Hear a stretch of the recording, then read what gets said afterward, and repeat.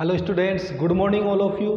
देखो बच्चों, अपन लोग बेसिक मैथमेटिक्स टूल्स देख रहे हैं, यानी कुछ बेसिक मैथमेटिक्स फॉर्मूलेज अपन देख रहे हैं। बेसिक मैथमेटिक्स के अंदर कुछ टॉपिक्स हैं जो अपन को करने हैं, जो अपने फिजिक्स के अंदर काम में आने वाले हैं, जिनके बिना अपन के फिजिक्स के कुछ न्यूमेरिकल्स वगैरह हैं वो मतलब रुक जाएंगे, वो अपन नहीं कर पाएंगे जिनके बिना। ठीक है, तो इसलिए वो चीज़ें अपन लोग सीख रहे हैं। जो मैथ वाले बच्चे हैं ये टॉपिक्स क्या है कि मैथ के अंदर कवर करते रहते हैं, पढ़ते रहते हैं, लेकिन बायो के जो बच्चे हैं वो ये चीज़ें नहीं पढ़ते हैं। ठीक है, तो इसलिए वो चीज़ें ये जो है बेसिक मैथमेटिक्स टूल्स जो हैं ये आप लोगों को फिजिक्स के लिए कुछ चीज़ें हैं वो पढ़ाई जाएंगी। ठीक है, तो आज का अपना जो टॉपिक है बच्चों वो है अलजेब्रिक फॉर्मूलों पर है, कि अलजेब्रिक कुछ फॉर्मूले हैं जो अपने बार बार में फिजिक्स के अंदर काम में आएंगे। ठीक है, तो सबसे पहला जो फॉर्मूला अपन अगर बात करें तो सबसे पहला फॉर्मूला है a प्लस बी का होल स्क्वायर। सबसे पहला फॉर्मूला कौन सा है? a प्लस बी का होल स्क्वायर। तो ये आप लोगों को पता है कि a प्लस बी का होल स्क्वायर क्या होता है। a square plus B square plus 2ab, ये आप लोग 10th क्लास में भी पढ़ चुके हो। तो इसका फॉर्मूला क्या होगा?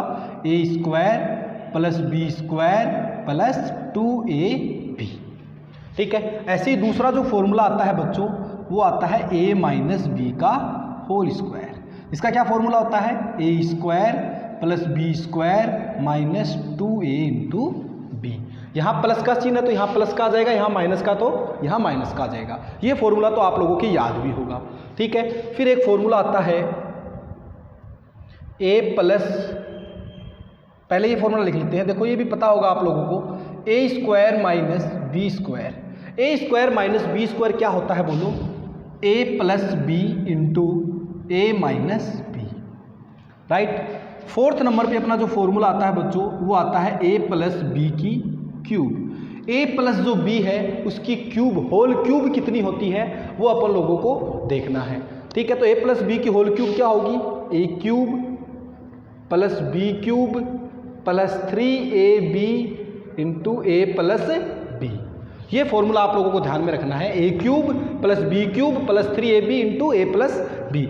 इसको आप लोग ऐसे भी लिख सकते हो, a cube plus B cube plus, अब ये जो 3ab है इसको इस ब्रैकेट के अंदर मल्टीप्लाई करोगे तो क्या आएगा? देखो 3a इंटू बी, इसको मल्टीप्लाई करो तो a स्क्वायर हो जाएगा, तो 3a square B plus 3ab को b से मल्टीप्लाई करोगे तो क्या आएगा? 3ab square, 3ab square.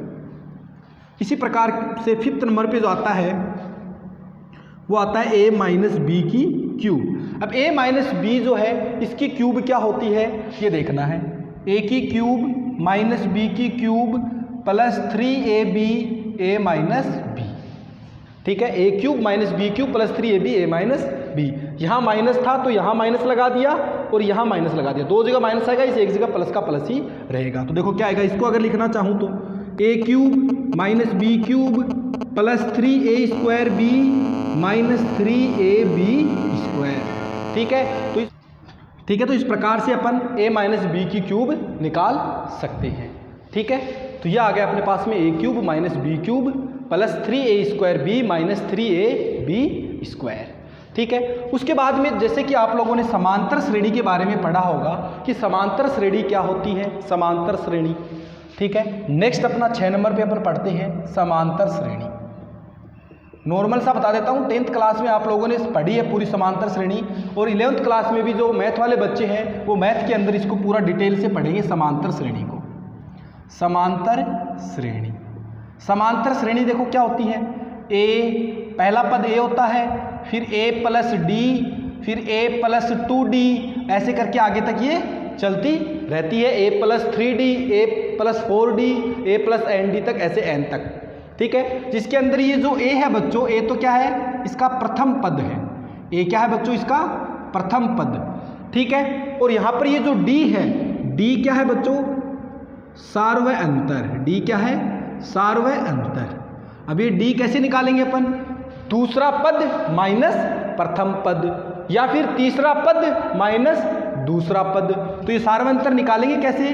दूसरा पद माइनस प्रथम पद। इस प्रकार से आप लोगों ने 10th क्लास में इसके सवाल किए भी होंगे। ठीक है, तो d क्या है बच्चों? यहाँ पर सार्वय अंतर है।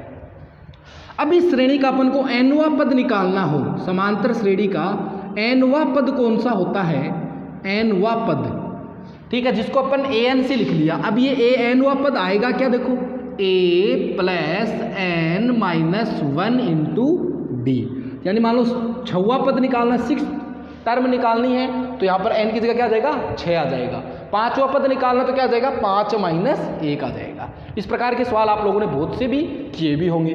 अब अगर इस n पदों का योग निकालना हो तो n पदों का योग, तो n पदों का योग क्या आएगा, बोलो, n पदों का योग निकालना हो तो Sn बराबर n बटे 2 2a plus n minus 1 into D. तो इस प्रकार से बच्चों ये समांतर श्रेणी के कुछ फॉर्मूले हैं जो आपको ध्यान में रखना है, ठीक है। जहाँ पर डी तो क्या है बच्चों, सार्व अंतर है, जो कैसे निकालते हैं, दूसरा पद माइनस प्रथम पद। प्रथम पद ये होता है, ये दूसरा पद होता है, तीसरा होता है, ऐसे चौथा, पांचवा, छठा ऐसे चलता रहेगा। ए क्या आ गया, प्रथम पद आ गया। एनवा पद निकालना होगा तो कैसे निकालेंगे, ए एन बराबर A plus N minus 1 into D. N पदों का योग क्या आएगा, एस एन बराबर एन बटे 2 2a plus N minus 1 into D. तो इस प्रकार से ये कुछ एक अल्जेब्रिक फॉर्मूले हैं जो आप लोगों को करने हैं, ठीक है। अब अपनी जो इसका मैं आप लोगों को समांतर श्रेणी का एक सवाल करवा देता हूँ, नॉर्मल सा एक एग्जाम्पल करवा देता हूँ, ठीक है, किस प्रकार से ये अपन सार्व अंतर निकालते हैं, ये सारी चीज़। उसके बाद में एक नई प्रकार की श्रेणी और है, गुणोत्तर श्रेणी, उसके बारे में भी थोड़ा सा आप लोगों को बता देता हूँ, कहीं काम में आ जाए तो। इसका जैसे एग्जाम्पल मैं अगर करवाऊँ तो क्या हो सकता है, जैसे मान लो मैं लिखूँ 2 4 6 8 10 ऐसे करके ये श्रेणी चल रही है, ठीक है। तो देखो इन दोनों का अंतर कितना है, देखो 2, इनका अंतर भी कितना है, देखो 2, इनका अंतर भी देखो कितना है 2, इनका अंतर भी देखो कितना है 2। तो सार्व अंतर दोनों में 2 2 बराबर चल रहा है, ठीक है। तो इसमें अगर प्रथम पद की बात करें अपन, अगर प्रथम पद की बात करें, प्रथम पद a बराबर क्या आएगा बोलो 2। सार्व अंतर की बात करें, अगर d की बात करें, ऐसे सवाल आप लोगों ने बहुत सारे किए हैं बचपन में, डी की बात करें तो डी क्या आएगा, दूसरा पद माइनस प्रथम पद। दूसरा पद क्या है 4 माइनस प्रथम पद क्या है 2, तो डी क्या आ गया बच्चों 2 निकल के आ गया। अब आपको निकालना हो, मान लो A7 निकालना हो, 7वां पद निकालना है आपको। 7वां पद कैसे निकालोगे बोलो, a प्लस फॉर्मूला क्या होता है n माइनस 1 इंटू डी होता है। अब देखो ए एन का फॉर्मूला आपको मान लो 7वां पद निकालना तो कैसे निकालोगे, ए की जगह क्या रखोगे, ए 2 दे रखा है, प्लस एन की जगह क्या रखोगे 7वां पद यानी 7 माइनस 1, डी कितना दे रखा है 2 दे रखा है, तो क्या आएगा बोलो 2 प्लस 7 में से 1 गया, कितना बचा 6 गुणा 2, तो कितना आ गया 2 प्लस 6 दूनी 12, तो कितना आगे निकल के आ गया 14 आ गया 7वां पद। तो इस प्रकार के सवाल आप लोगों ने बहुत सारे किए भी होंगे, ठीक है। ऐसे ही अपन 7 पदों का योग है वो भी निकाल सकते हैं इस फॉर्मूले में रखकर, ठीक है। ठीक है बच्चों, तो आप लोग इतना नोट कर लो। उसके बाद में मैं आप लोगों को गुणोत्तर श्रेणी और बता देता हूं कि गुणोत्तर श्रेणी है वो क्या होती है और क्या इसका फॉर्मूला होता है, ठीक है। तो नेक्स्ट अपन देखते हैं 7 नंबर पे अपना आता है गुणोत्तर श्रेणी।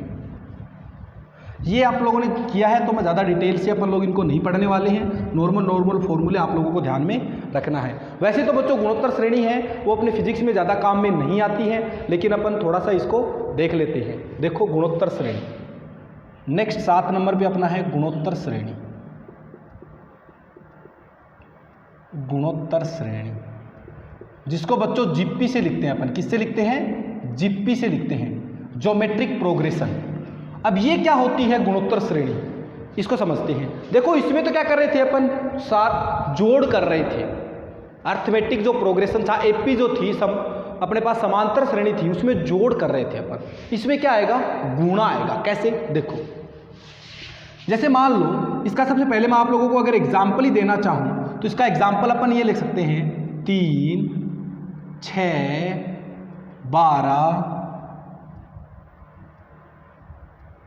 24, इस प्रकार से इसके एग्जाम्पल ले सकते हैं, ठीक है। जहां देखो ये क्या आएगा, इसको इससे डिवाइड करो कितना आया बोलो 2, इसको इससे डिवाइड करो कितना आया बोलो 2, इसको इससे डिवाइड करो कितना आया बोलो 2।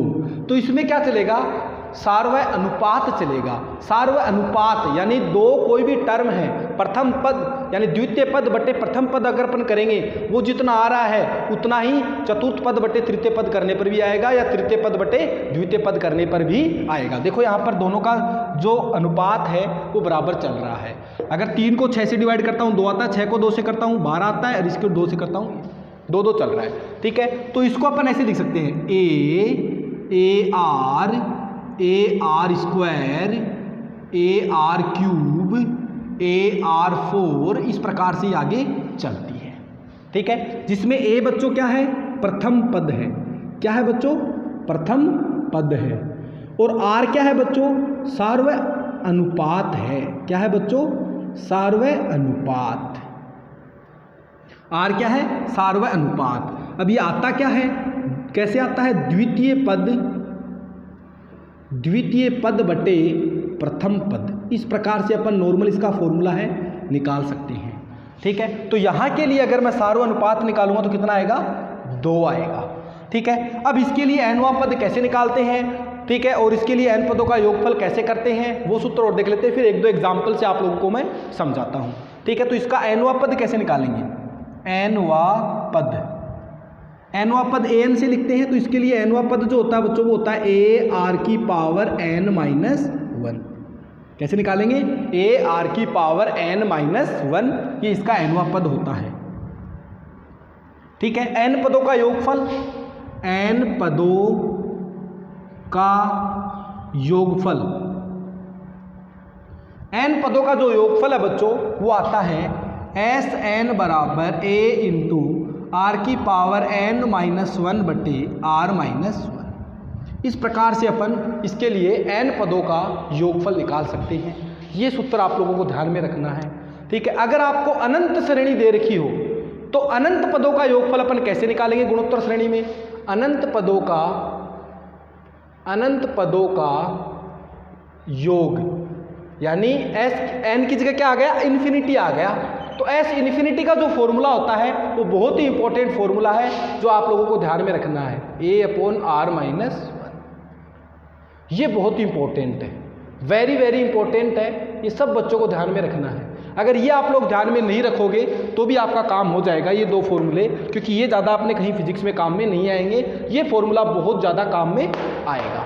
ठीक है, तो बायो वाले बच्चे हैं उनको टेंशन लेने की जरूरत नहीं है, अगर याद रख सको तो रख लो, नहीं तो कोई दिक्कत नहीं है। इस फॉर्मूले को याद रखोगे कि गुणोत्तर श्रेणी के अंदर अनंत पदों का योगफल है वो किस प्रकार से करते हैं, 12th क्लास में अपने काम में आएगा, एक कैपेसिटर वाले चैप्टर में, धारिता वाले चैप्टर में।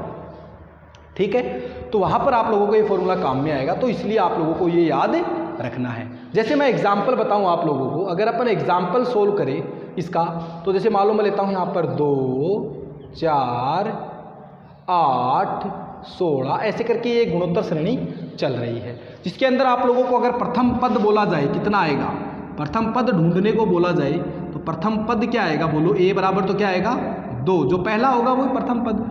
सार्वय अनुपात क्या आएगा, अगर सार्वय अनुपात निकालने को बोला जाए तो सार्वय अनुपात क्या चलेगा बोलो, सार्वय अनुपात को r से लिखा है मैंने, क्या बोला, द्वितीय पद बटे प्रथम पद। देखो क्या 4/2, बोलो कितना आ गया 2, तो r की वैल्यू कितनी आ गई बच्चों 2। इसको इससे भी डिवाइड कर लो, देखो या तो 4/2 करोगे तो भी 2 आएगा, 8/4 करोगे तो भी 2 आएगा, 16/8 करोगे तो भी 2 आएगा।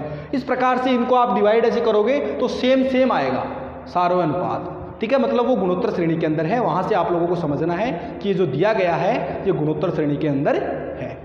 ठीक है बच्चों, अब देखो अगर आपको बोला जाए कि इसमें 5वां पद बताओ तो an का फॉर्मूला क्या होता है, a r की पावर n-1। आपको क्या बोला गया 5वां पद यानी a5, तो a5 क्या आ गया, देखो a की जगह क्या रखूँ मैं फॉर्मूले में 2,